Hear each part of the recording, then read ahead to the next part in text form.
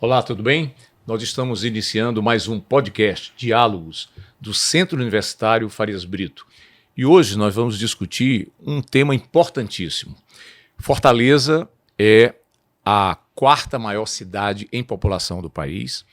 Os últimos governantes até divulgaram muito que Fortaleza tem o maior PIB, é o município mais rico dos municípios nordestinos, das capitais.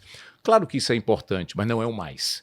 Fortaleza, mesmo sendo uma cidade rica, é uma cidade onde está em terceiro lugar entre as 27 capitais, com maior quantidade de famílias vivendo abaixo da linha da pobreza. Fortaleza é a quinta capital pior em distribuição de renda, é a quinta mais concentrada em termos de renda.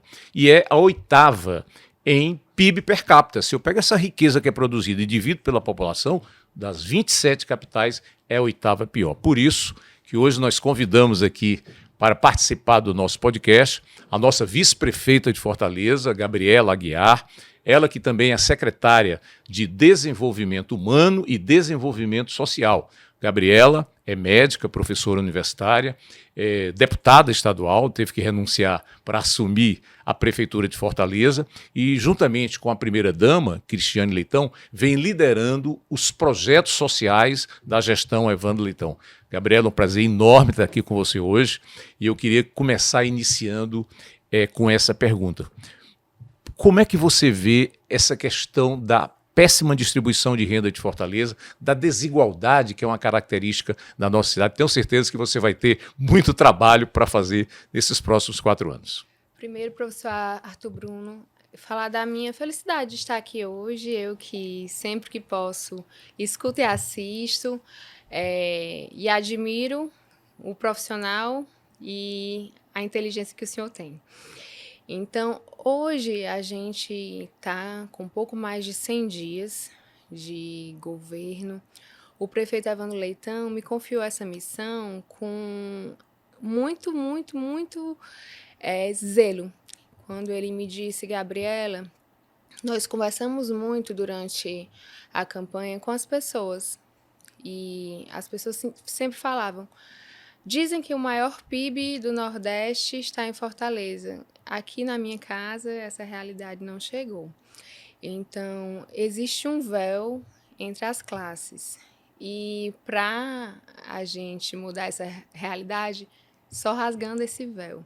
Então, eu tenho tido muito cuidado de estar nas periferias de Fortaleza, de estar nos principais aglomerados urbanos que enfrentam dificuldades e mostrar também para o outro lado da cidade.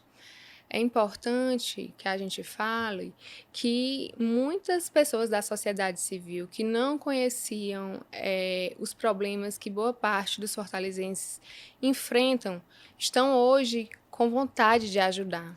E isso é muito importante. O Evandro tem falado que Fortaleza é a capital de todos, e é de todos mesmo, porque para a gente mudar essa realidade, vai muito além do alinhamento governo do Estado, governo de Fortaleza e governo federal. Vai realmente da decisão de cada fortalezense de mudar essa realidade. E é isso que eu tenho lutado junto com a primeira-dama, Cristiane Leitão, e eu digo que é muito importante que 2 mulheres estejam à frente desse trabalho, porque se a gente for colocar na ponta do lápis, é o trabalho mais desafiador. Perfeito. Nós estamos gravando este podcast no dia 14 de abril, portanto, ontem, 13 de abril, foi o aniversário da nossa cidade, da nossa Fortaleza. E eu achei uma coisa interessante, Gabriela, é que no sábado nós tivemos, no dia 12, tivemos uma grande festa lá na Parangaba. E no dia 13, no dia do aniversário, na Praia de Iracema, que é o local tradicional das nossas festas aqui na cidade. Mas eu poderia também voltar para o carnaval. O carnaval foi um carnaval da periferia, nos bairros, né? O pré-carnaval aconteceu, a prefeitura apoiou muitos blocos de pré-carnaval nos bairros. E isso vai ser uma constante, quer dizer, o prefeito tem falado que é um governo de todos, capital de todos, mas a prioridade será a periferia? Será os bairros mais pobres? Sem dúvidas. E aqui eu quero parabenizar a secretária Helena.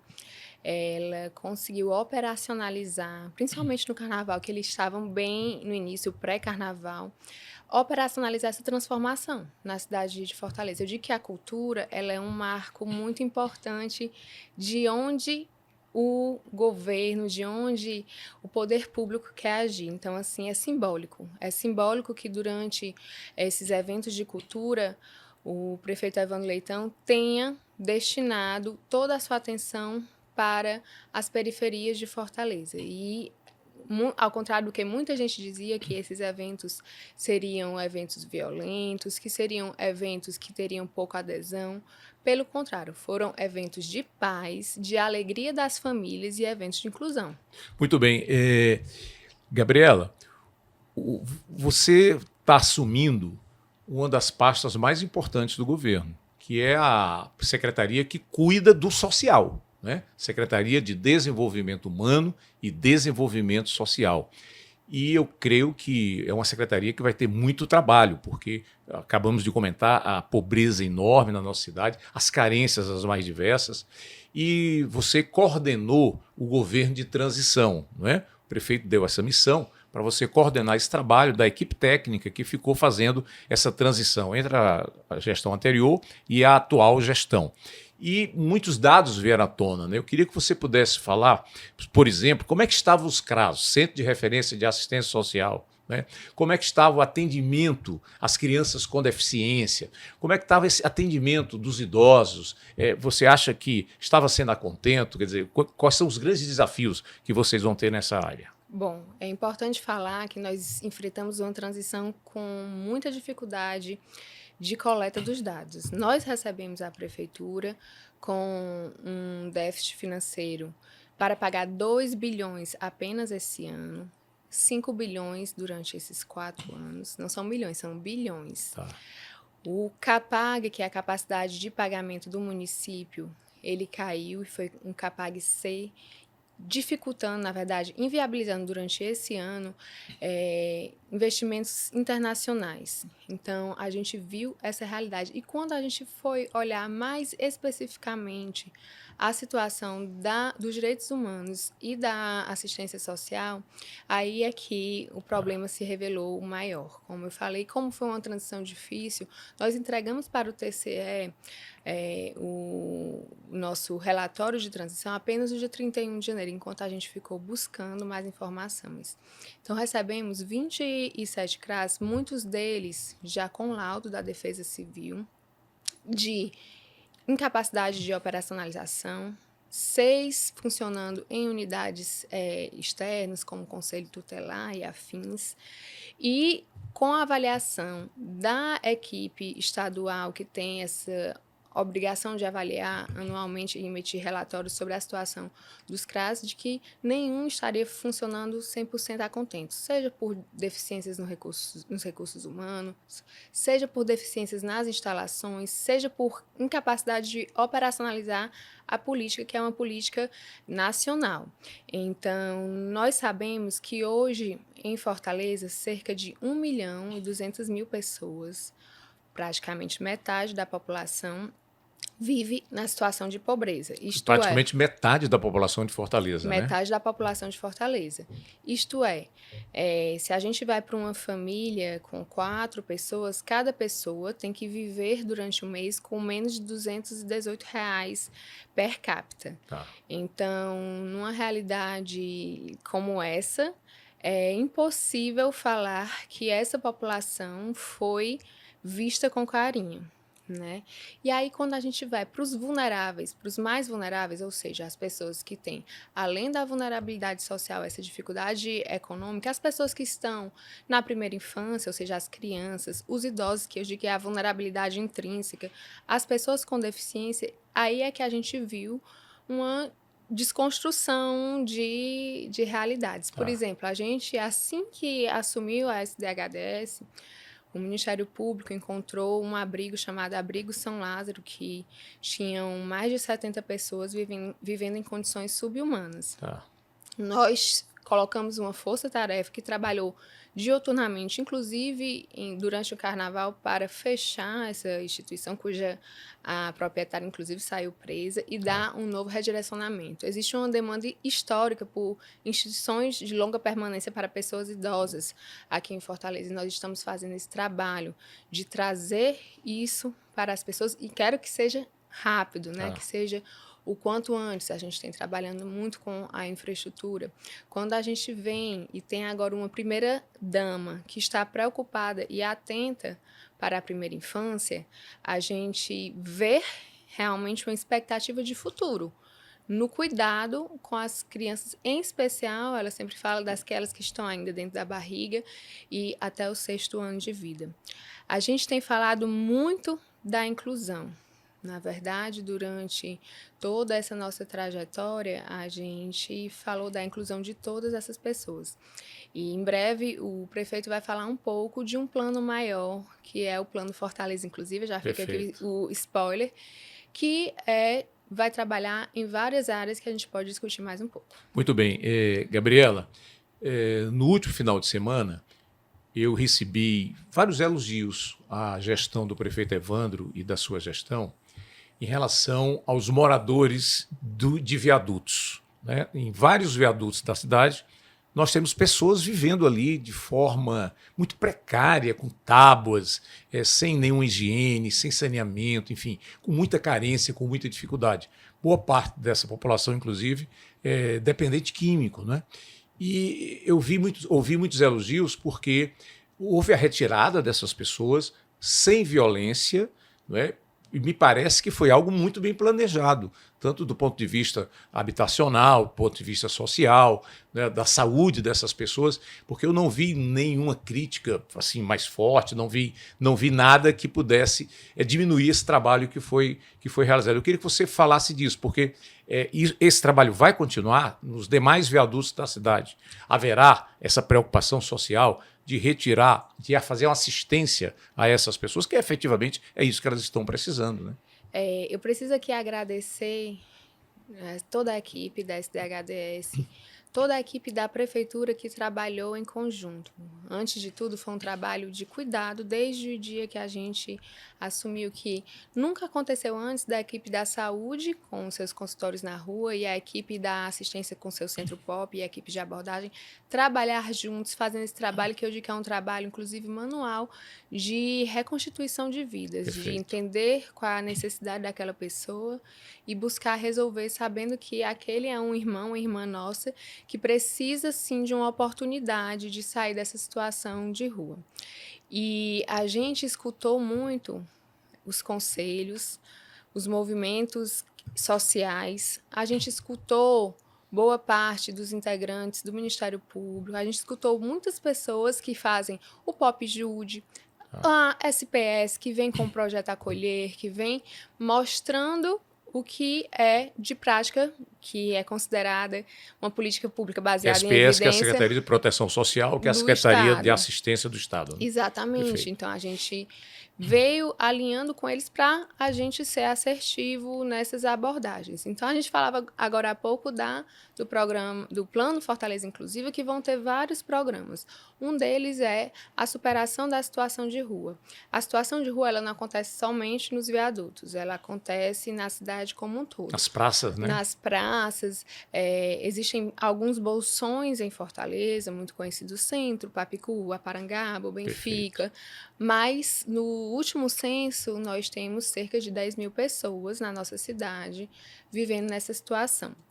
Vale ressaltar que esse censo foi feito a partir do CAD único. Então, é de importância e está no nosso plano trabalhar junto com as universidades para refazer um censo. Perfeito. E entender o caso a caso nesse censo. Então, um censo que seja para além de números, um censo que nos digam dessas 10 mil pessoas, quantas são famílias, quantas têm um desejo de sair dessa situação para uma moradia, para um tratamento. Então, um censo que seja mais informativo objetivo e guiado para a ação. E sem a inteligência das universidades, a gente não conseguiria. Então, é algo que a gente também vem programando. A gente vem programando, e o prefeito vai poder falar sobre o ponto de vista de reinserção no mercado de trabalho, sob o ponto de vista de reinserção nas políticas de cultura, de reinserção nas políticas de moradia, com prioridade. Inclusive, o presidente Lula, ele fez um decreto colocando 3% da Minha Casa Minha Vida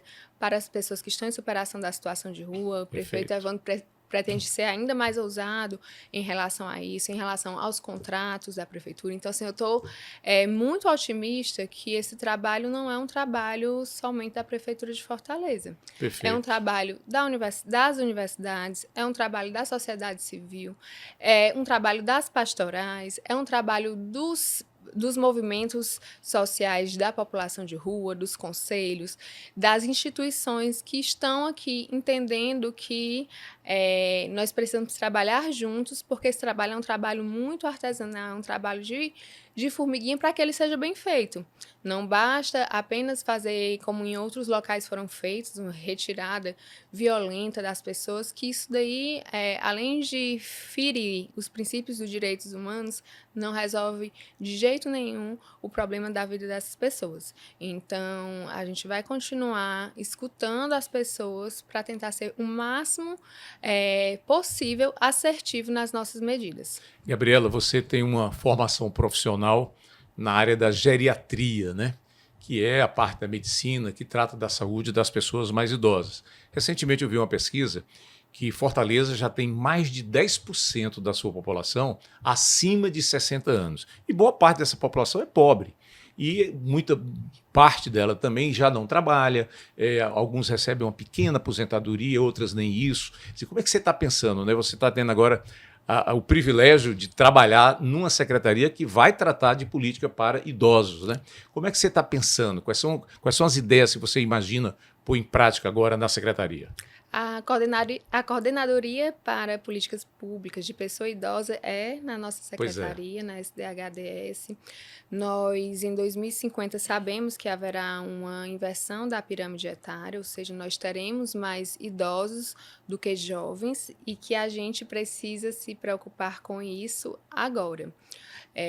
No panorama de Cidade Amiga da Pessoa Idosa, que é uma direção que a ONU nos dá, a gente ainda tem muito que correr atrás. Por exemplo, a gente precisa, do ponto de vista de saúde, entender que o bem-estar, que saúde não é só a ausência de doença, né? Perfeito. O verdadeiro estado de bem-estar físico, psíquico, emocional, social e espiritual. Então, como médica geriatra, até a escolha por estar também nessa secretaria é entender que a gente precisa trabalhar o social para reduzir a morbimortalidade. Todo mundo quer viver muito, Sim. Mas a gente precisa viver bem. Isso. Infelizmente, o envelhecer no Brasil, ele é mais uma vez o retrato da realidade desigual. Hoje, o envelhecer sofrido e doente, ele tem gênero, ele tem cor e ele tem classe social. São principalmente mulheres que são pretas e periféricas que mais sofrem com os riscos e também as consequências de uma vida que foi cheia de privações. Então, eu acho que nós temos uma reparação histórica para fazer com essas pessoas. Existe essa demanda reprimida de instituições de longa permanência que a gente precisa trabalhar. Existe a necessidade de centros onde as pessoas possam realizar exercício físico, possam conviver, possam também sonhar novamente. A gente fala, Arnaldo Antunes diz que a coisa mais moderna que existe nessa vida é envelhecer. E é verdade. Quem nasceu no Brasil na década de 60 tinha uma expectativa de vida inferior a 50 anos.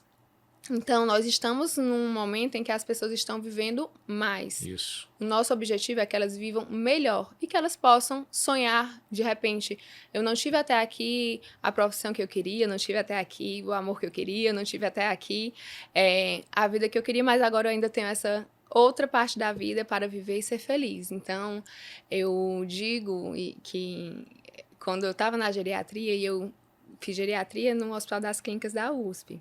E aí, às vezes, os pacientes vinham com aqueles agasalhos, estava frio. Aí eu dizia, rapaz, lá no Ceará, lá em Fortaleza, é tão bom de envelhecer. Não tem esse negócio de sentir frio, então a gente só precisa dar a oportunidade. Perfeito. Então, como outros países do mundo, se você for olhar para a Riviera Francesa, se você for olhar para a Flórida, nos Estados Unidos, as pessoas, inclusive, escolhem envelhecer naqueles locais. Então, Gabriela, qual seria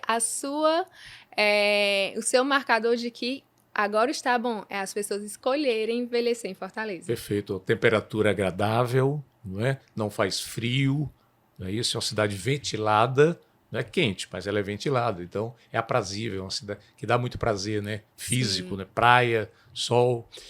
Gabriela, durante a campanha eleitoral, a população ouviu muito falar do espaço Girassol, né? A primeira-dama Cristiane Leitão fez um trabalho belíssimo na Assembleia Legislativa, né, o CIAD, que era um centro de atendimento para pessoas com deficiência, principalmente pessoas que têm um transtorno do espectro autista, né, o TEA. Como é que vocês estão pensando em trabalhar? Porque uma proporção já grande da nossa população, até algumas pessoas estão dizendo que está aumentando a quantidade, eu não sei se isso é científico, mas o problema é real. E essas pessoas ainda são muito mal atendidas, sobretudo as mais pobres, no serviço público. O que é que vocês estão pensando aí e o que seria esse espaço Girassol? Os espaços Girassóis serão 12 espaços, um em cada regional. Esse é um compromisso de campanha do prefeito Evandro Leitão com a primeira-dama Cristiane Leitão. Eu digo que essa é uma bandeira de vida dela, então ela de fato quer que ele aconteça e que ele aconteça o quanto antes. Ele vem nesse momento de planejamento entendendo que o cuidado vai passar necessariamente por pelo menos 3 secretarias: saúde, educação e proteção social.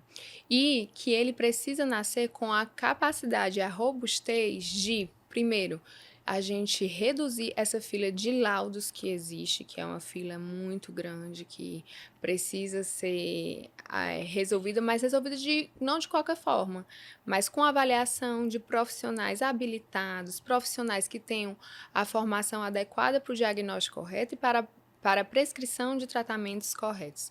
Os espaços Girassóis, a semelhança do que foi feito do CIAD na Assembleia, eles terão essas terapias multidisciplinares. Fisioterapia, terapia ocupacional, fono, esse cuidado com as mães que cuidam, né, as mães de filhos neurodivergentes, para que elas também se cuidem e possam fazer todo o estímulo quando estiver com eles em casa.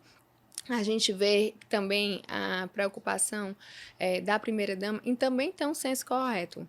Professor Arthur Bruno, quando a gente pega dados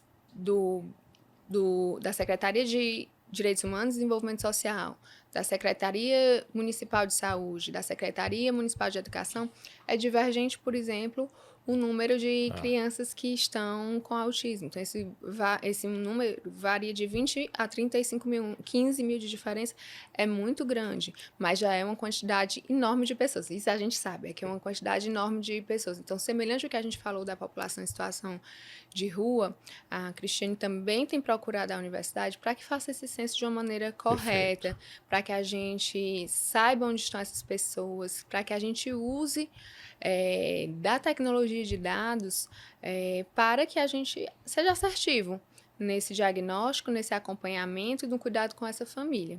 Então, eu fico muito, muito feliz de ver a primeira-dama pessoalmente determinada em cuidar disso, porque eu sei que esse vai ser um marco para todo o Brasil. A realidade é que várias cidades e capitais no Brasil todo vêm pelejando para ser assertivo na política de inclusão. E uma mulher como ela, que é fono, que é uma terapeuta de base, que tem pós-graduação em responsabilidade social, liderar esse movimento e mostrar Fortaleza como um exemplo de inclusão, para mim é motivo de muita honra. Perfeito. Gabriela, uma das marcas do governo Eumano de Freitas tem sido o combate à fome. Lançou um belo projeto, mas, se não me engano, hoje já são 130 mil famílias que diariamente estão almoçando devido a esse programa, que é o Ceará Sem Fome. E a gente viu também, durante a campanha, essa ideia de que a prefeitura poderia se integrar ao governo do estado e complementar com Fortaleza Sem Fome. Qual é a sua expectativa? O que é que vocês estão planejando para crescer mais ainda pessoas atendidas, não é, por cozinhas comunitárias ou pelo cartão aqui no município de Fortaleza? Você colocou muito bem. Pelo menos metade da população é considerada pobre, não é?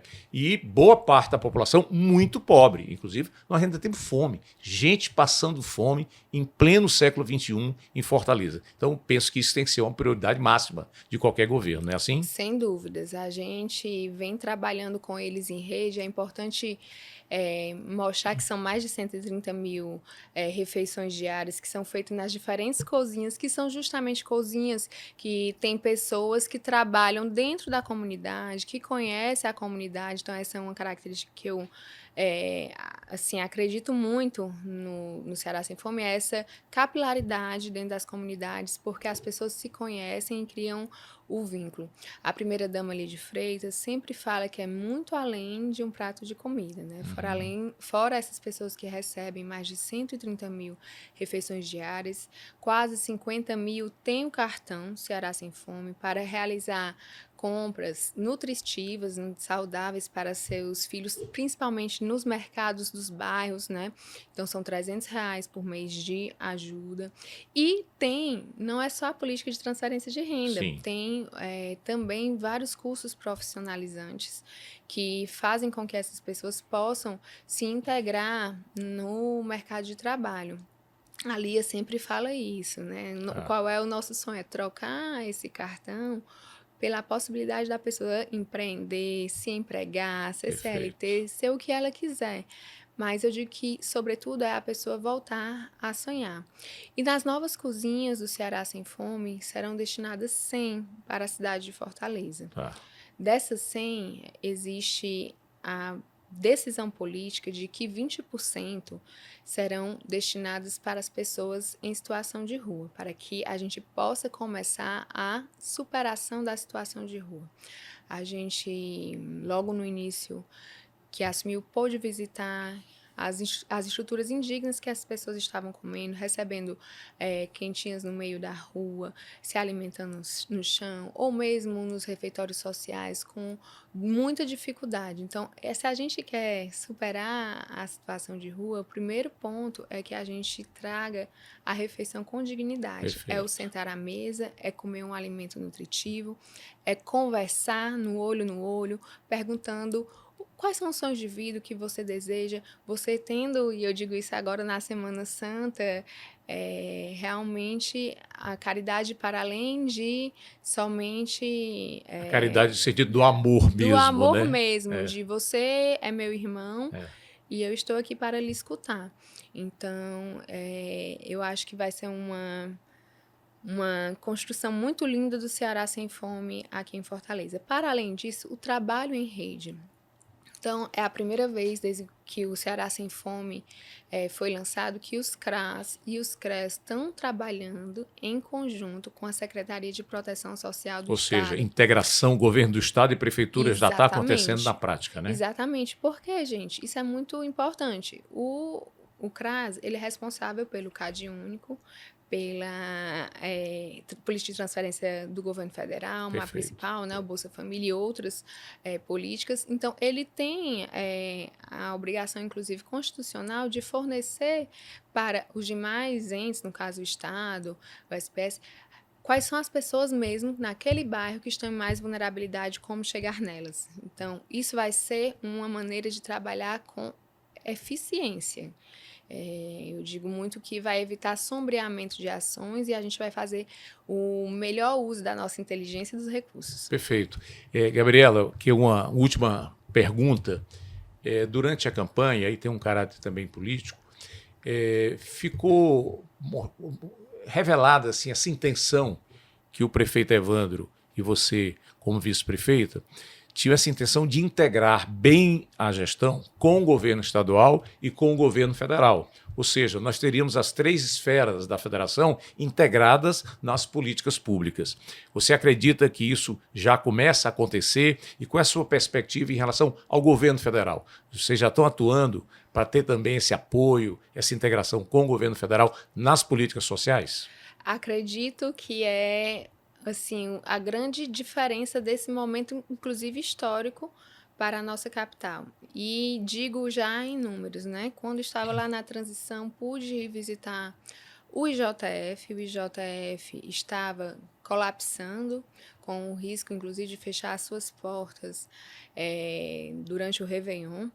E o prefeito Evandro, ele fez uma visita ao presidente Lula e, assim, a gente conseguiu aumentar, ter um aporte do repasse federal de mais de 10 milhões por mês. Ele recebia, por ano, o IJF, 83 milhões de recurso federal.